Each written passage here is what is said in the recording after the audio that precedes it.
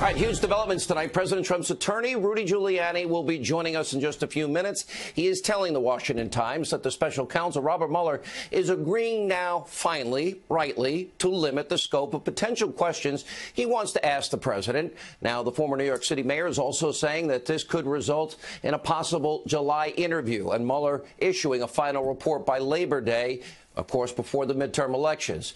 Now, if true, that would be a win for the president. Mueller's original questions were completely ridiculous and insane. Obviously a perjury trap. What were you thinking? It doesn't matter what he was thinking. And today is the one-year anniversary of this Mueller witch hunt. And so far, the special counsel has not provided a single shred of evidence of any collusion. And collusion is not against the law. Now, the special counsel has been so abusive, so corrupt, they are so conflicted that the president and his legal team, they're now rightly going on offense to combat the illicit deep state scheme. Now, the president tweeting earlier today, "Congratulations, America. We're now into the second year of the greatest witch hunt in American history, and there's still no collusion, no obstruction. The only collusion was that done by the Democrats, who were unable to win the election despite the spending of far more money." It's been a year, and so far, all Mueller is doing is trying to get Paul Manafort to flip and bring up completely unrelated tax charges dealing with the Ukraine from 2005 to 2007. It had nothing whatsoever to do with the Trump campaign. And if that's not embarrassing enough, look at Mueller's embarrassing case against the 13 so-called Russian bot companies. That's falling apart. How is it possible, with all of these great attorneys like Andrew Weissman, that he indicted a company that didn't exist at the time? Great job, guys. Also, James Comey telling Congress he didn't think Michael Flynn lied to the FBI. Why did Mueller charge General Flynn anyway? There's something very off about what's happening with General Flynn. Now, this is a monumental abuse of power. It is unlike anything this country has ever seen. And, of course, the media has been MIA. And it's now costing you, the American taxpayers, what President Trump is saying could cost upwards and above $10 million.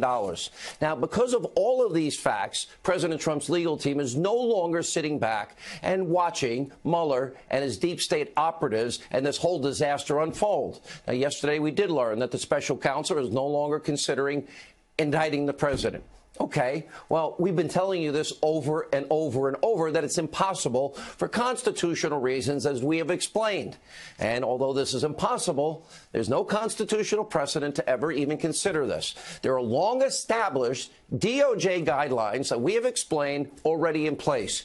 And former New York City mayor, the president's lawyer, Rudy Giuliani, also pointing out that Mueller might not even be able to issue a subpoena because the president's legal team has already handed over 1 million documents. In other words, Mueller already has everything that they have requested. And the only point of a presidential interview is to set a perjury trap. Now, this witch hunt is now a direct threat to this American republic.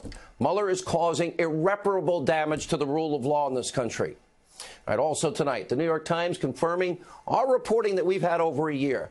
And part of it is just recent, which is the Obama FBI did, in fact, have a mole inside the Trump campaign. And Watergate, the break-in was a big deal. Now, don't think for a second the New York Times didn't do this on purpose. Now, they suddenly, decided that they want to tell the truth for once. This was not a simple accident here, as evidenced by the New York Times purposefully, as Andy McCarthy said, burying the lead of the story while trying to spin and cover up for those people that they wouldn't cover for an entire year, those that are involved in all of this illicit activity. Now, what's happening now is that the deep state, they know they're about to be exposed, like we're expecting the IG report. After the IG report, we're going to get the 1.2 million documents that the IG looked at. That will follow. And I believe what's happening is very obvious and transparent. They are leaking information to try to get out in front of this scandal that we have been exposing on this program. In other words, the information they have ignored as they talk about Russia, Russia, stormy, stormy. Now, the DOJ is trying to protect themselves, leaking this information to friendly media. Oh, the New York Times is nobody friendlier. And as the Wall Street Journal's Kimberly Strassel pointed out, remember, she broke this story last Friday, pointing out these leakers are trying to literally get ahead of Devin Nunes of the House Intel Committee and Congress so they can make all of this sound, well, it's not that bad. We knew about this. Now, remember, Congress hasn't even been able to see any of this information. Why? Because you have the Deputy Attorney General totally conflicted out for numerous reasons, Rod Rosenstein refusing to fork over what is rightfully Congress's role in oversight. He won't hand over. They're obstructing. Now, here's what we mean from this New York Times report. Quote, the FBI obtained phone records and other documents using national security letters, a secret type of subpoena, officials said, and at least one government informant met several times with Carter Page, Papadopoulos, current and former officials said. So we have a secret type of subpoena the Obama FBI used to spy on the Trump campaign. That's on top of the FBI, the DOJ, lying to a FISA judge in an original application and 3 subsequent applications about the Clinton bought and paid for dossier put together by a foreign national using Russian lies to get a warrant to also spy on the Trump campaign. You keeping up with me here? I know. This is the United States of America. In other words, you have all of these top people in the DOJ, in the FBI, not rank and file, the top people, making sure they had every base of theirs covered because their goal was to get Trump by any means necessary after they helped Hillary obviously rig an investigation. Exoneration before investigation. And the former New York City mayor, Rudy Giuliani, saying this information could, in fact, blow up the entire Mueller investigation. He's right. Watch this. In this case, I think we're going to have to look into whether we can challenge the legitimacy of the entire investigation. Maybe a special prosecutor, special counsel never should have been appointed. Not based on an illegal leak, not based on a set of facts that go back to, I'm shocked to hear that they put a spy in the campaign of a major party candidate, or maybe 2 spies. And now I'm going through my brain, since you know I was a big part of that campaign. I'm trying to figure out who was the spy. Right. Now I'm wondering, is it this person or that person or this person? Yeah. Now, if there's a spy, they got nothing from it. Look, they'd be able to bring their case right now if the spy had any incriminating information. The mayor will join us in a second. Here's another consequential piece of information from that New York Times article that we know was leaked.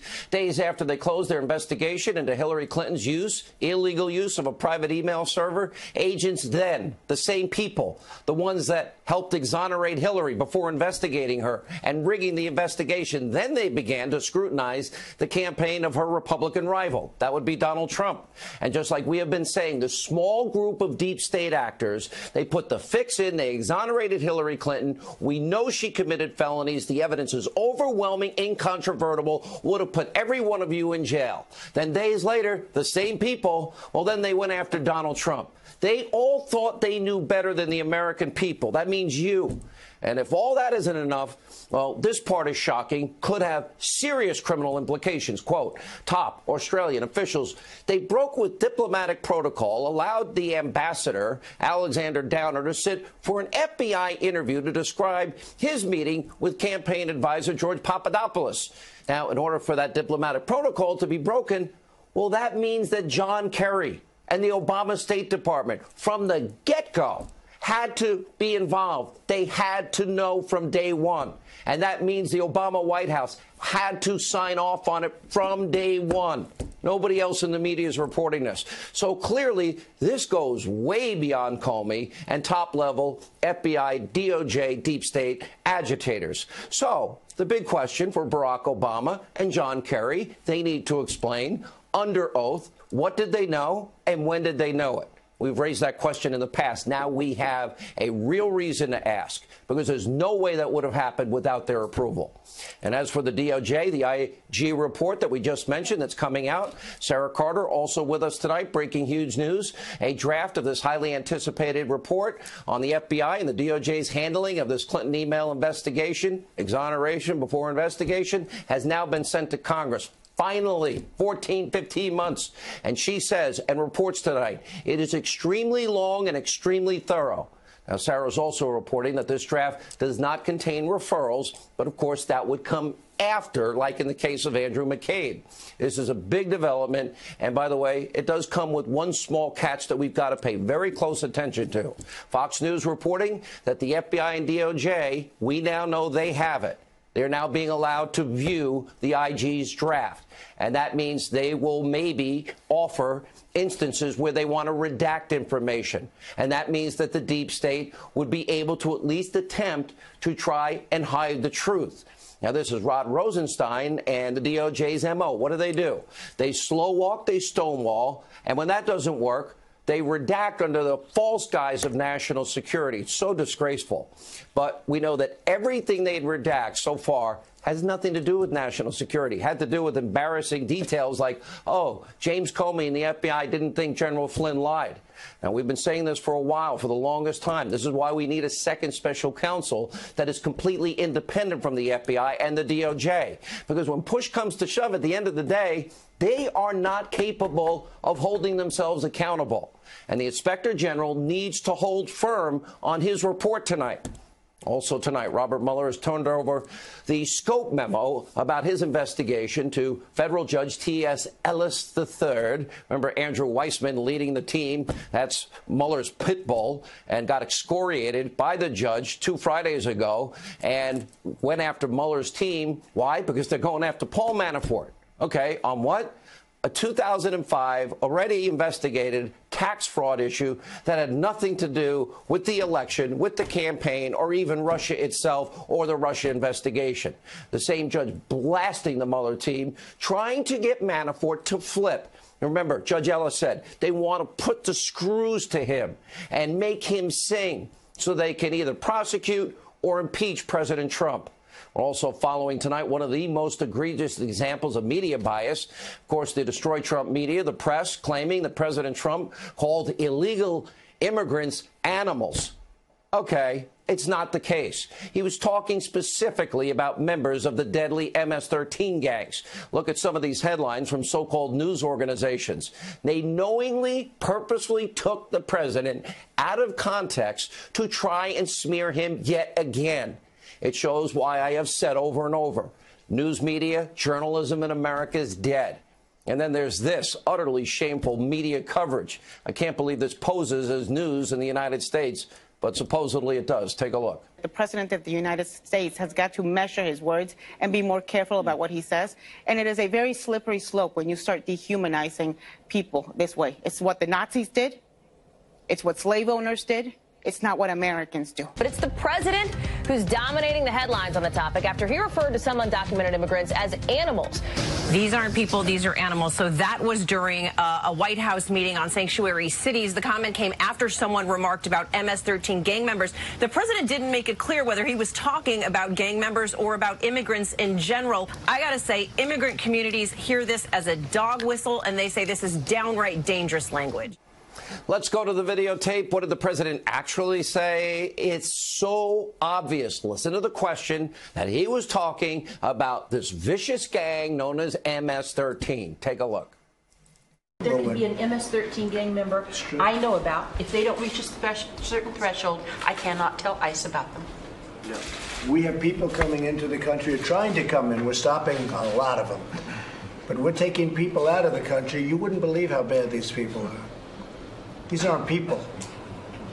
These are animals. And we're taking them out of the country at a level and at a rate that's never happened before. And because of the weak laws, they come in fast. We get them, we release them, we get them again, we bring them out. It's crazy. And today the president responded to this abusively biased news media of yours. Take a look. You know I'm referring to the MS-13 gangs that are coming in. And I was talking about the MS-13, and also, and if you look a little bit further on in the tape, you'll see that. So I'm actually surprised you're asking this question, because most people got it right. But I'm saying the MS-13, you don't have that where you come from. MS-13, these are animals. They're coming into our country, we're getting them out. They come in again, we're getting them out. So when the MS-13 comes in, when the other gang members come into our country, I refer to them as animals. And guess what? I always will. Why he fired Comey for a non-corrupt reason. And by the way, he didn't have to have a reason for firing Comey. And everything we've learned since then is my goodness, he should have fired him earlier. Mr. Mayor, this is where Rosenstein is conflicted. That and the fact that he signed off on one of the subsequent Pfizer renewals. Let me ask you this. Look at Judge Ellis 2 Fridays ago. Whoa. That they're using a 2005 case of Paul Manafort. This was supposed to be about Trump-Russia collusion to put the screws to Manafort so that he will sing and so that they could either prosecute or impeach the president of the United States. I'm sorry, I have serious ethical issues with the entire process involved in this. Well, let's go to the New York Times today, which really gave us everything we need to know about how illegitimate this investigation was from day one. I mean, this goes back 100 days before the election. They had spies in the Trump camp. I'm trying to figure out, who was sitting next to me on the airplane. And here's the thing the spies found out. There was no collusion with the Russians. I repeat, there was no collusion with the Russians. Collusion is not a crime, Mr. Mayor. No, it's but not a crime. If you collude for criminal purposes, then it's conspiracy. No such thing happened. No such thing happened, Sean. Didn't happen. And the president's been saying this is a witch hunt. Today's headline in the Times should have been Comey witch hunt. Okay, well said. But if I wanted to get information, if I was working for your campaign, you're running for president, I wanted to get information. And somebody told me, says, oh, I've got information on your opponent. Your opponent's Hillary Clinton. Does it matter who it is if I sit down and say, what do you got? No. You're not responsible. How would you even know where the person got it? They're not going to tell you. They're going to come and tell you, this is what we got, and you're going to accept it or reject it. In the case of this campaign, the one time that happened with that Russian woman, it turned out she didn't have any information, and she was trying to negotiate sanctions. And they basically threw her out. They wanted to redo. They're talking about Russian adoption. Let me ask you this. You said the last time you were on the program, Hillary did commit felonies. You don't delete emails and acid wash your hard drive and subpoenaed emails, and that's not obstruction. Do you believe, as I believe, that when they wrote the exoneration before the investigation that it was rigged? Do you also believe that when they used the dossier to get FISA warrants that was illegal, and they did it 4 times? Rod Rosenstein also signed off on it, never verified, corroborated, never told the judges Hillary paid for it. And the other part of that, now we know an FBI a spy in the Trump campaign? Mr. Mayor, sir, this is the United States. You said it right a little earlier. That's Watergate compounded by the fact that we're many years after Watergate, and we didn't think this could happen. This is a far worse crime and intrusion on democracy than a non-Russian conspiracy. And who's investigating it? I hope that this is turned over for criminal referral. And I hope for once the Justice Department wakes up and investigate something other than, empowering Mueller to do an illegitimate investigation. It is illegitimate. Mr. Mayor, long before you saved New York City, and you did an amazing job. I was here. I watched it. Well, I can describe in detail. I don't have time tonight. But you were also a prosecutor. And I'm asking this question about prosecutors. They have a responsibility to hand over subpoenaed documents. They're slow walking. They are claiming they can redact in the name of national security, and there's no need for it. And they're not cooperating, and they're obstructing. What should be the next step? Should the president follow Jim Jordan and Ron DeSantis and Mark Meadows' advice? And I don't have any problem. Sessions to hand it over? I have no problem with that. They have no reason not to hand it over to Congress, just like they're intruding in Article 2 with their witch hunt investigation. They're intruding now into Article 1, which is the congressional power to have oversight over them. Right. They have no right to be a law unto themselves, and that's what they're doing. All right, Mr. Mayor, we always appreciate you being with us. Thank you, Sean. See you soon.